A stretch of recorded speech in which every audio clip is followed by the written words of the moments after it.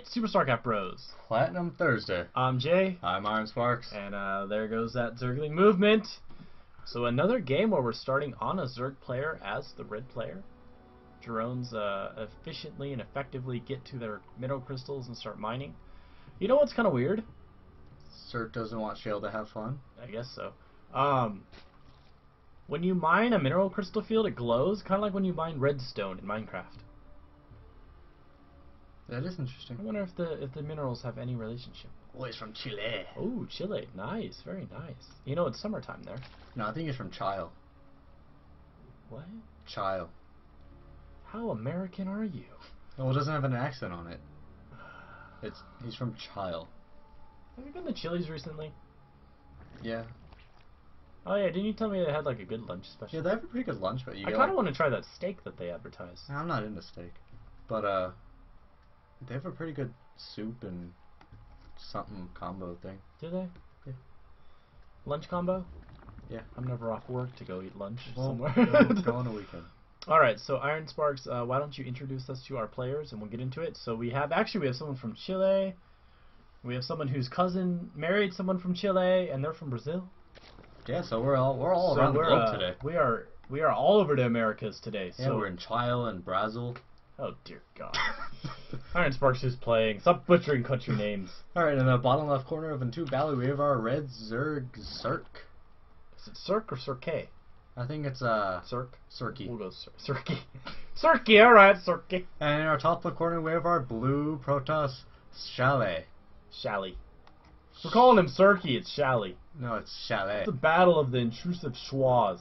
Shale. That's a shout out to the linguistics majors, if at all any of them exist in Play StarCraft. Which, do you know the rarity of someone who studies linguistics and like watches our StarCraft videos? Know the probability of someone actually watching our StarCraft videos? Well, we usually get 10. We have 24 subscribers. That's a lot. That's alright. Whatever. Alright, so we do have these lings out because the spawning pool is down. No expansion yet from other players, so they're going for a more quicker based play style. It was a very fast spawning pool in the Zerglings, but it looks like the Zerglings are rushing into the wrong area, so it's going to buy Shale a little bit of time. Cybernetics core is about halfway finished, and the first zealot is about to come out, and that zealot should be able to hold its own at the wall, though he'll need a backup if the Zerglings, or the Zings as I dubbed them last game, get incredibly aggressive. You know, it's going to be close. It's going to be out, but he's going to have to be careful. He does get that whole position off on it. I think he just got it. Yeah, and he is starting to chrono out this warp gate. Going to have a stalker hello, get out. Zerg Rush. Alright, so he is able to pick off a couple of these things. I'd really like to see him push back. Actually, he might even be able to slightly overpower the Zergling, but there really won't be a lot left to actually do this. It is microing back the damaged links, however. Yeah. Now, he did break into the base with 2 Zerglings. I don't see any reinforcements behind this. It looks like this was some type of front to allow for a expansion to go fairly easily. But since that first thing was very, very, very much damaged, probes it went easily down. Kill them all. Yeah. So Stalker's now out on the field. It looks like we have another Zealot to replace the fallen Zealot, who did a really good job at holding the wall. Gotta give that Zealot some credit. He killed like 4.5 out of 6. Yeah. And the Zerglings, you know, they did their job. They're allowing this hatchery to be almost half finished. We have extractor downs from Serke. So a good aggressive yet not too aggressive play from Serke, and Shale, you know, good defend from his timings were perfect and allowed him to not get rushed by the Zerglings, even though it looks like another wave was thinking about going up. You know, I think he's just getting these out in case there's any like retaliatory attack. Yeah. And he's also gonna be able to use it as a scouting. But I mean, he does have 10 Zerglings out right now. Not quite needed, and why does it make me feel like Shale doesn't know the right base? Okay, he does now. Well, he does now. He just does have this proxy that pile poor on. probe. Yeah, because I just want to do some he had already been in here earlier. Oh yeah, because he scattered out earlier. I'm sorry, I forgot. It's okay. We forgive you. So Forge going down. We have no Zealot. We have another gateway. We do have that kind of a little farther away proxy pylon, and a pretty well defended location up here at the ramp to the natural. Yeah, almost a full wall, but just enough room to get the units out.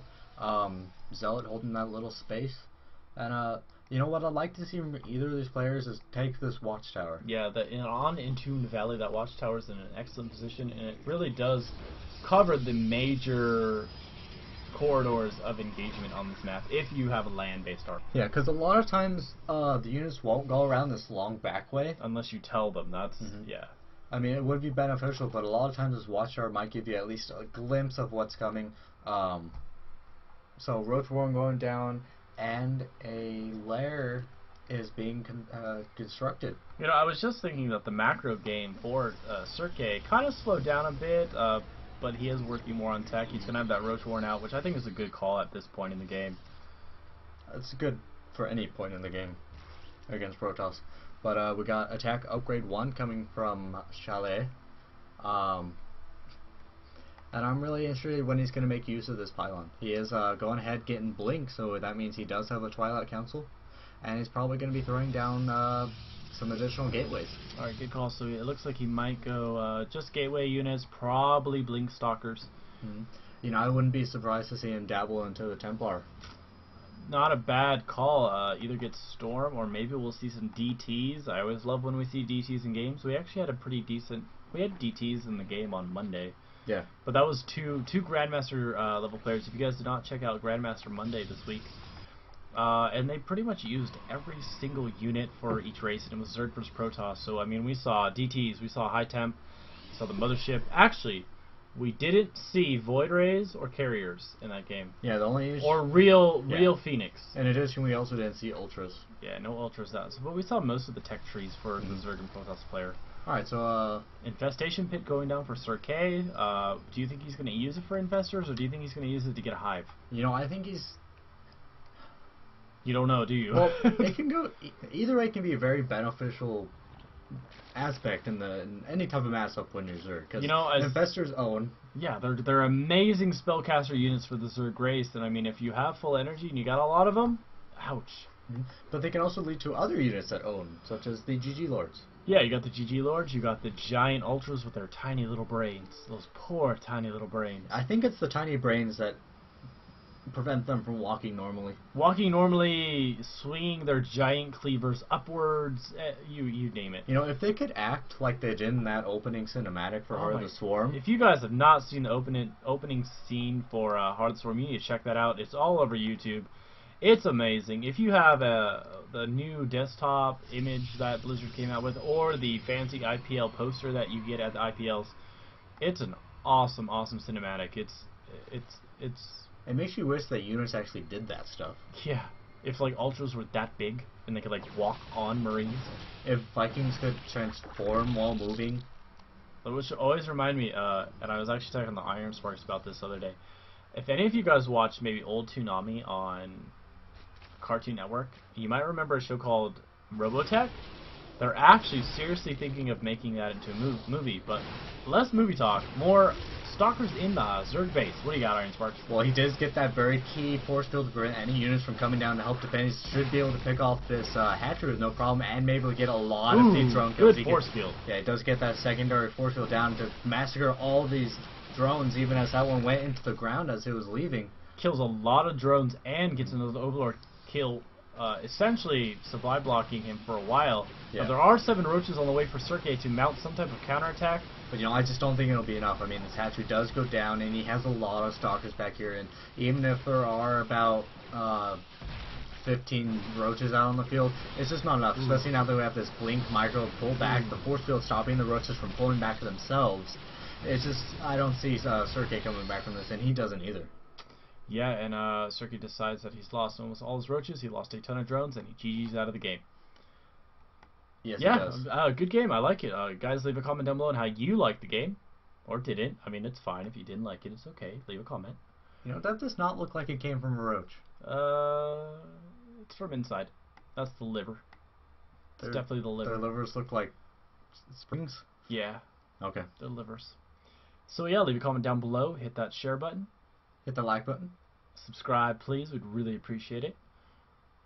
Send us your replay at SuperStarcraftBros@gmail.com. We'd absolutely love to cast your game. And anything else, Iron Sparks? No. Good luck and have fun. GG.